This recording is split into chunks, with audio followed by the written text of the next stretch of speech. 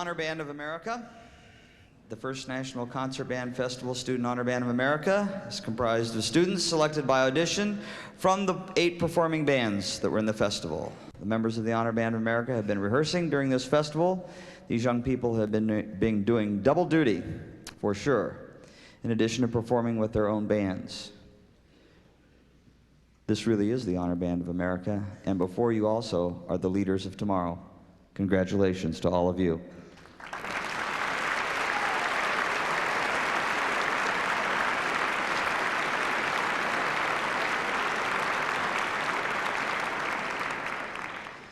Besides the fact that these young people who are in front of you have gone the extra mile, they had an incredible educational opportunity to work with one of the finest conductors in this country.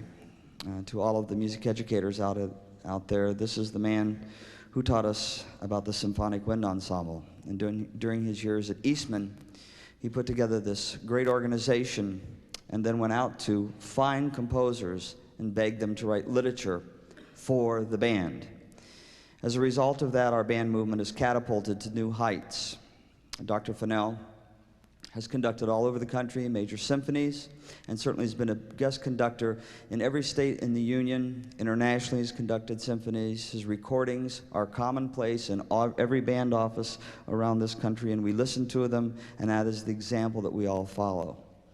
He's presently in Tokyo at the Kosei Wind Ensemble. He's been there since 1984. And because of his commitment to young people and the American Band Program, one phone call and he said, "We'll be here with you." These young people have had a great impact on their life, a mark that will last them forever. Would you please join me in welcoming to the podium Maestro Frederick Fennell. Dr. Fennell.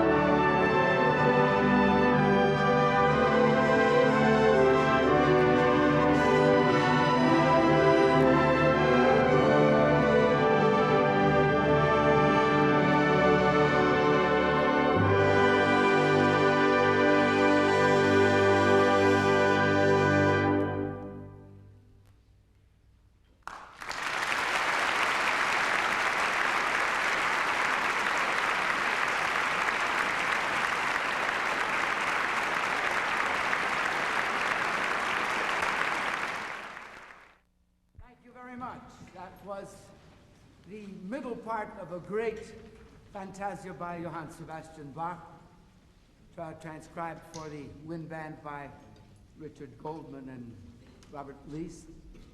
This is one of those interesting pieces to begin something with because it is such a wonderful challenge. It's a piece that requires remarkable listening for its seemingly simple materials, marvelously, subtly complex, and wonderful to watch them grow with the piece in the very few times we've had a chance to work with it. Next, we play for you a piece by the American composer John Barnes Chance. I should say the late John Barnes Chance. Mr. Chance had a rather unusual gift for composition for the wind band.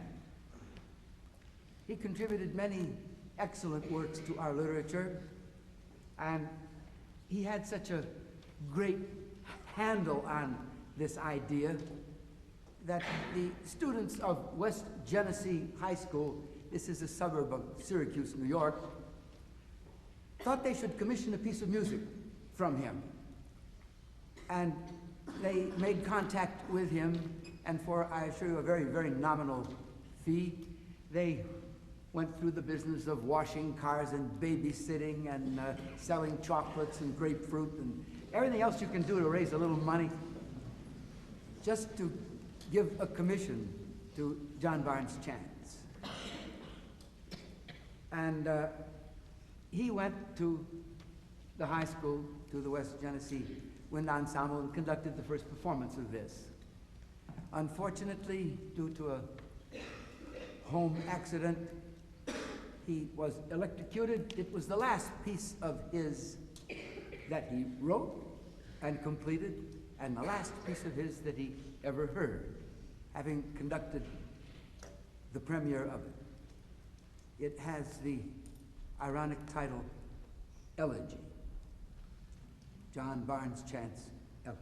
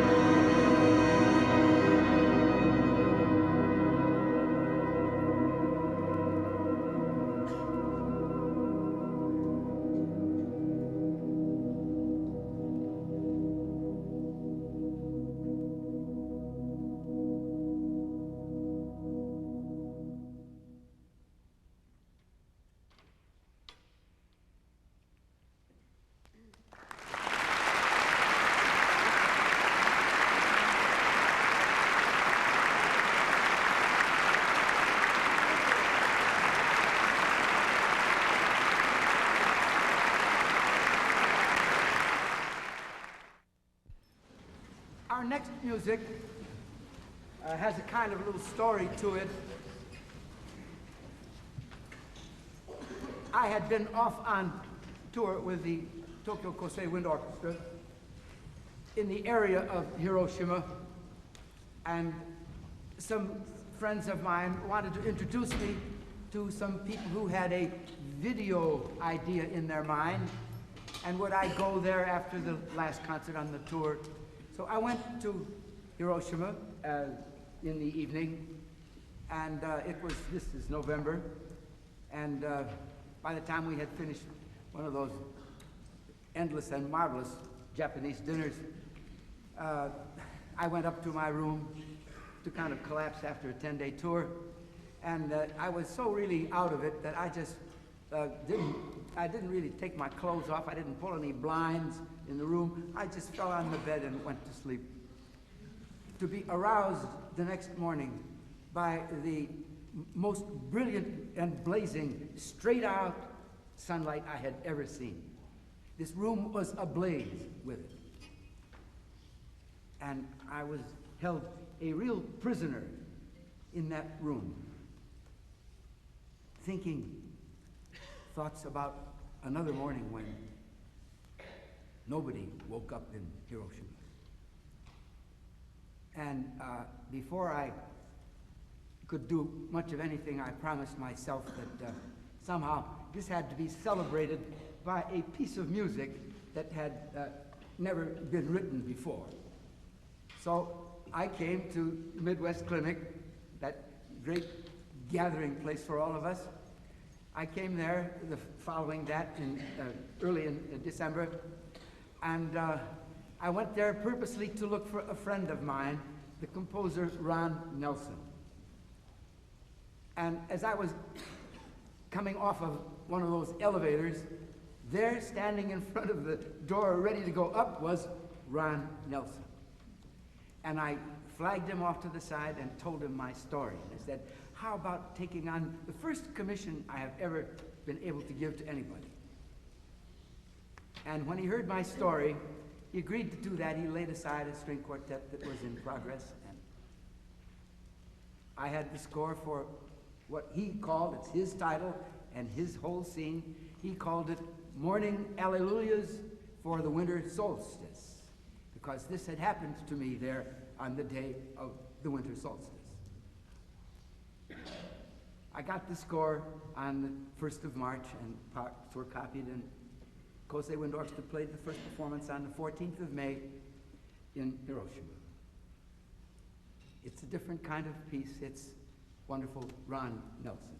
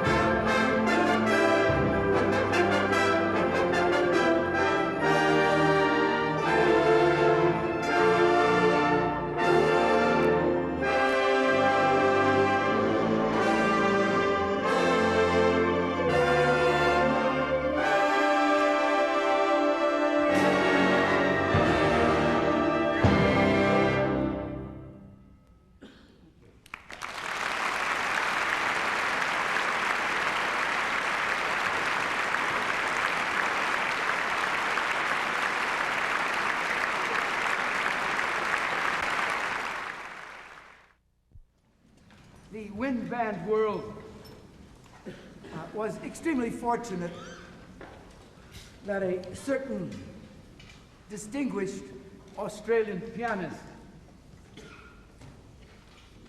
sort of fell wonderfully in love with the wind band. He was a little bit oddball to many people, and I think that was in his favor. And he just felt that the band had many more marvelous resources and it deserved a position in music that it really didn't have at this time. And he became enamored of it early on in the 20th century. When he fled from Europe at the beginning of the First World War, he came to the United States as a conscientious objector. And while he was busy being that, the Army thought it would be a good idea to have a fine pianist in the Army.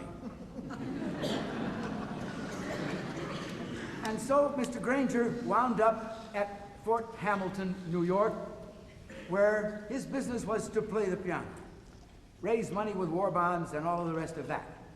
But while he was there, he took up, of all things, the saxophone. And he drove everybody in the barracks absolutely crazy. Coming to grips with this instrument that he loved so very much. And this was the beginning of his really putting down on paper for the military band those English tunes that he loved so well. And of course, I just really can't imagine our world without this marvelous example of that. We play for you his incredible setting of the Irish tune from County Derry, Percy Aldrich Granger.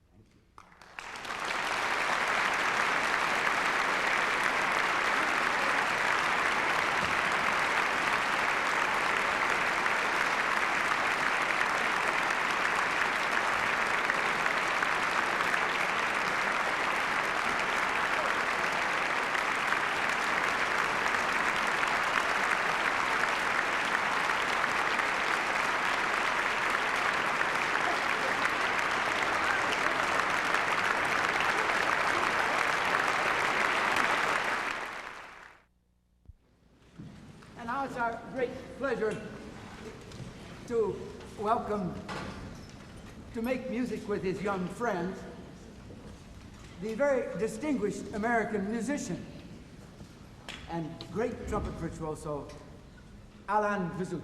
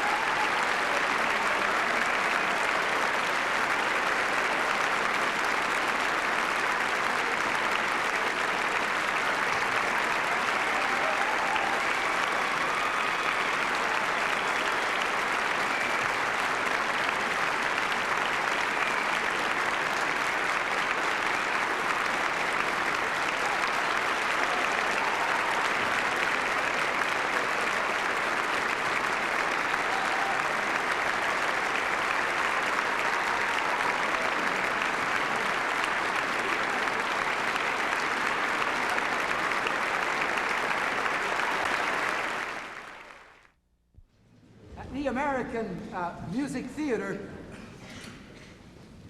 lots of people call it Broadway, but there is a thing called American music theater, and it has, of course, been the subject of the whole life of so many composers, so many men whose Broadway shows you all know inside and out. But what lots of people don't know about all those inside and out shows is who writes the actual music that the orchestra in the pit plays from. In this case, there was a very distinguished man who made this his life. And until his death, there was almost no show running on Broadway, or that had run on Broadway, that had not been orchestrated by Robert Russell Bennett. And he could do this in the most remarkable fashion. He would check into a hotel room with 3 copyists, and he would start scoring from sometimes the most sketchy outline that had been given to him by Richard Rodgers. And then he would score the whole thing and pass the music to a copyist, and he did this all day long until he got sleepy. Then he went to bed, and when he woke up, then he started working again. This could go on until the show was finished. And that's exactly how he worked almost all of his life. Of course, this brings to a man a really remarkable facility. The ability to just sit down and write it and not worry about anything. One night, he and his wife, Louise, were out walking. And they went into Central Park, and they happened to stumble into a Goldman band concert. And Mr. Bennett told me later that he had forgotten how nice it could be, how many nice sounds a good band could make. He said he remembered Electric Park, where he was born in Kansas City, how he loved to go there, hear the band play when he was a kid. So he went home, he said, and that night he said he started to write a piece for band. And being, as he was, part of all of these shows, he was in and out of town, and he would write maybe 3 bars and go away for 4 weeks and come back and write 9 bars and so on. But the result of all of that is no disjointed piece, but a remarkable set called The Suite of Old American Dances. We are going to play for you tonight the first one of the movements of that remarkable suite. And this is called Cakewalk. And this piece of music, like the kids sitting on the stage, could only come from America.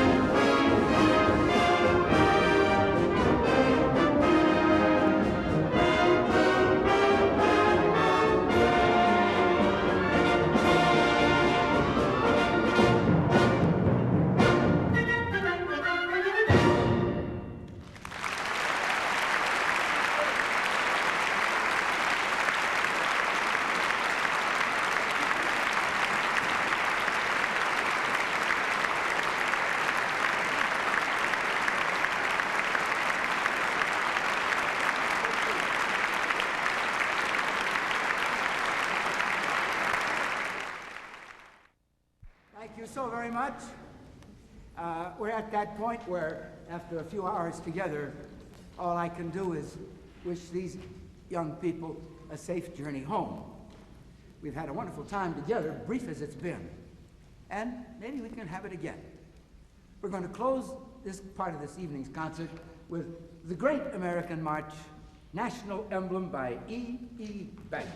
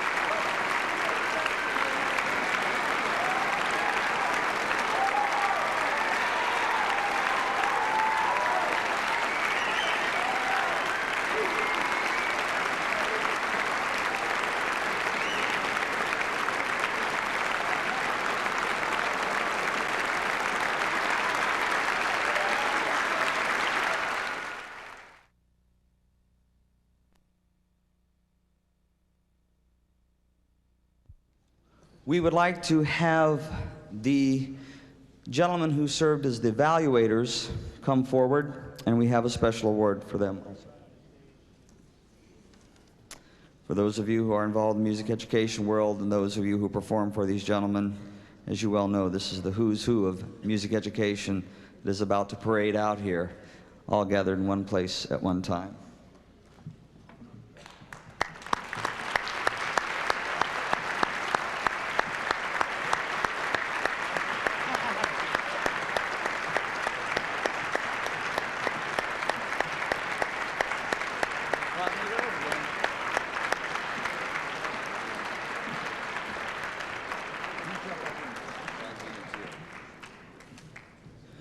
These will be in alphabetical order.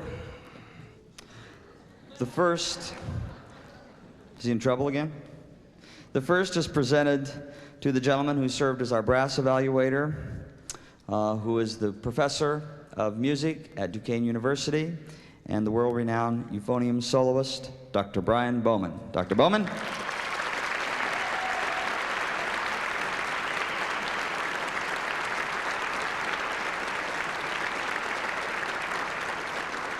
The next gentleman hails from the University of Cincinnati and served as one of the clinicians that worked with the bands, and we welcome him to the Bands of America family. It was a delight to have him here, Professor Eugene Corporon. Eugene?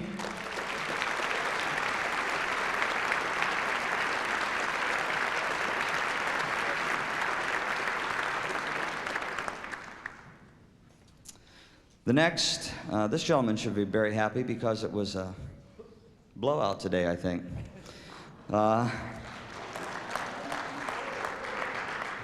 Hails from Indiana University, is the director of bands there, professor of music, and served as one of the band evaluators, Professor Ray Kramer. Professor Kramer?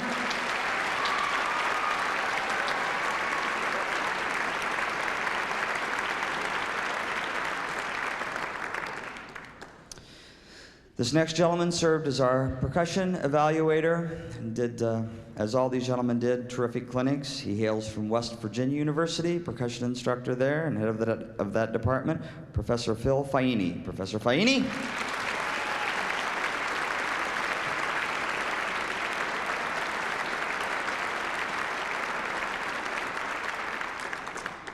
This next gentleman is still probably wiping his brow from an extraordinary concert, and I watched young people float as they left the stage, a mark in their life for certain, and we're so delighted he was here. The conductor of the honor band, Dr. Frederick Fennell. Maestro Fennell.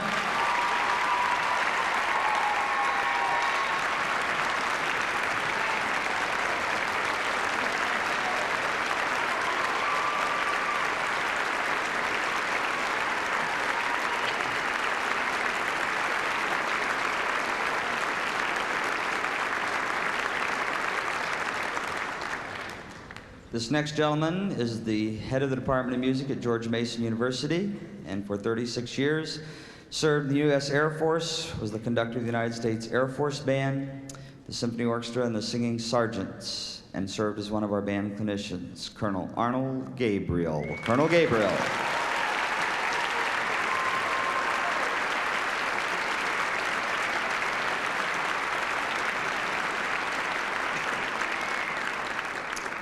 This next gentleman hails from the University of Massachusetts. Was delighted last night when Michigan won because he was his alma mater, and served as our woodwind evaluator, extraordinary person and a great friend, Professor Lynn Klock. Professor Klock.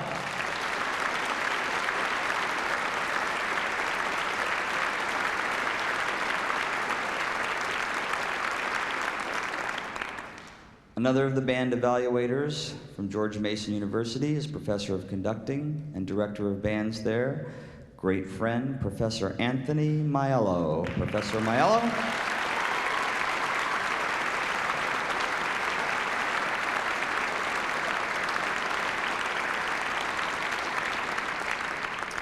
This next gentleman has been doing triple duty, and we're going to put him to work here again in a little bit with the North Shore Band. He is the Professor of Conducting and Director of Bands here at Northwestern University, an extraordinary host. He's also president of the Midwest International Band and Orchestra Clinic. Professor John Painter. Mr. Painter.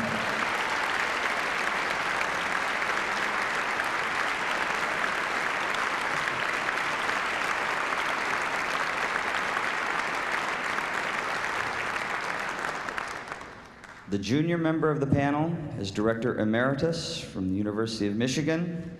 He's professor of music there, and I think all of us in this line at one time or another were lucky enough to be under his baton. The one and only, Dr. William D. Ravelli. Dr. Ravelli.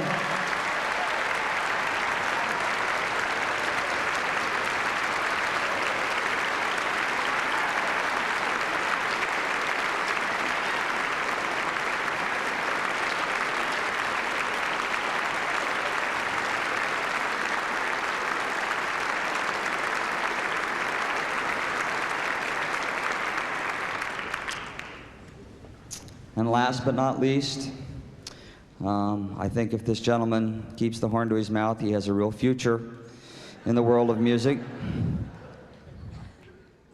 And you got to hear him, and we'll hear him again. Our guest soloist, Alan Vizzuti, trumpeter extraordinaire.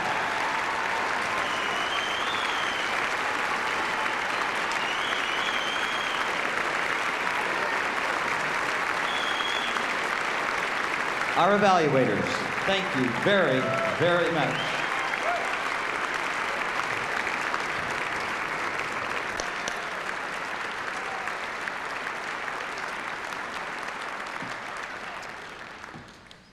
We have some plaques to give away to 8 extraordinary high school bands that performed at the festival. And if we could have their representatives come out on stage, I think you will know these people and want to say thank you. They're on their way. Let's thank one group of people while they're on their way, and that's the moms and dads. Thanks, Mom and Dad, for making this happen for all of us.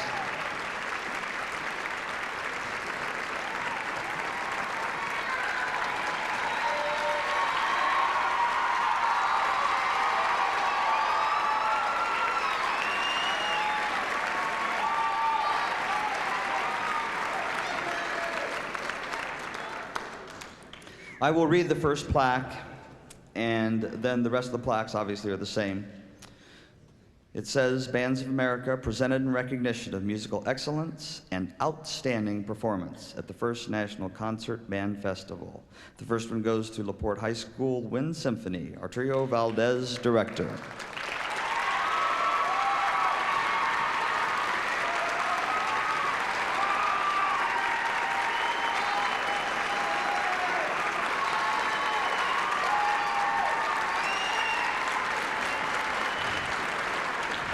The next plaque is presented to United Township High School Symphonic Band, David Maccabee, director.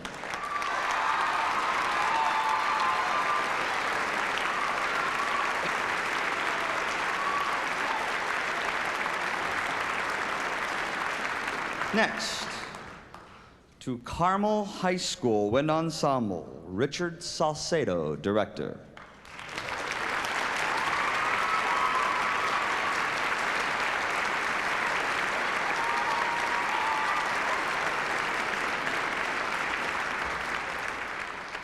Next is the Oconomowoc High School Wind Symphony, Mike Crofta, director, Oconomowoc.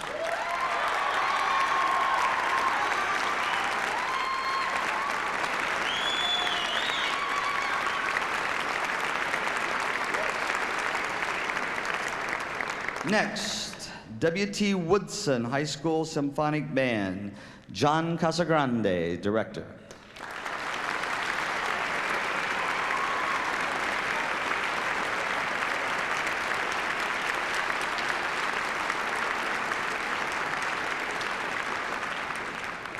Next is Virgil Grissom High School Symphonic Band, William Cannell, director.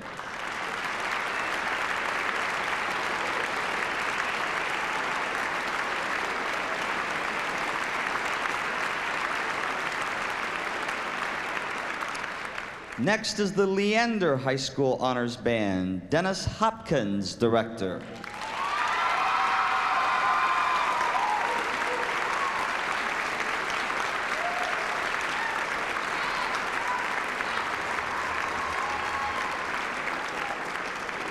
And finally, the Marian Catholic High School Symphonic Band, Greg Bim, director.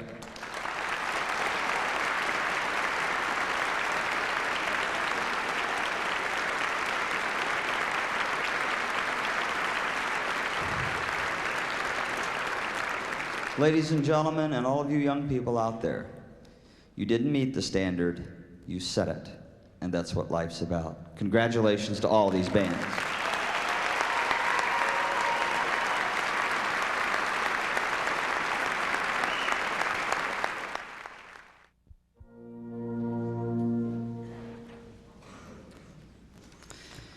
If anybody wonders what happens once you graduate from high school and college, does the horn go in the closet? No. The community band movement across the United States is as healthy as it has ever been and continues to grow. And one of the reasons, because of the organization that's on stage. Probably the premier community band in our nation is the North Shore Band, which has quite a history that I'm certain Mr. Painter will tell you about. I will not steal any of that thunder. The assistant director is Barbara Buellman, who is also the executive administrator of the Midwest International Band and Orchestra Clinic. And the director of this fine organization is Mr. John Painter, who also, as you well know, is the professor of music and director of bands here at Northwestern University. Mr. Painter has done everything but stand on his head, and he may be doing that at this point, to make sure that this festival was done in the style that it needed to be done in its debut performance. And this great organization that's in front of you joined us last summer at the summer event and mesmerized 1,500 students in a living sauna of several thousand degrees in a gymnasium. You could have heard a pin drop. It was an artistic event both on stage and off stage. Mr. Painter, if you will come forward, we have a special plaque for the band that reads, "Presented to the North Shore Concert Band in appreciation for your commitment to music education and your contribution as the featured guest performing ensemble at the debut Bands of America National Concert Band Festival."